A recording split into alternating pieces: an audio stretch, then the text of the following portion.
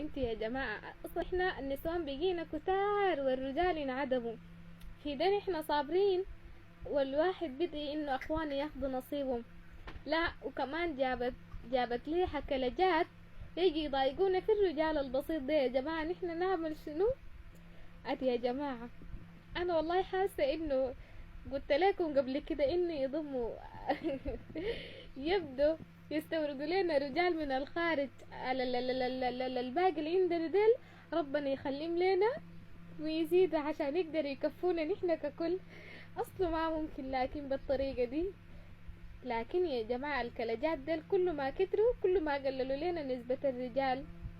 عادي يا جماعة والله الشغلة دي فنياتها كتر. انا بتمنى انه 2023 ده يبقى لنا فاتحة خير، لكن من اول البداية شكله ما بيطمن خالص خالص والله. حسبي الله في الكلجات.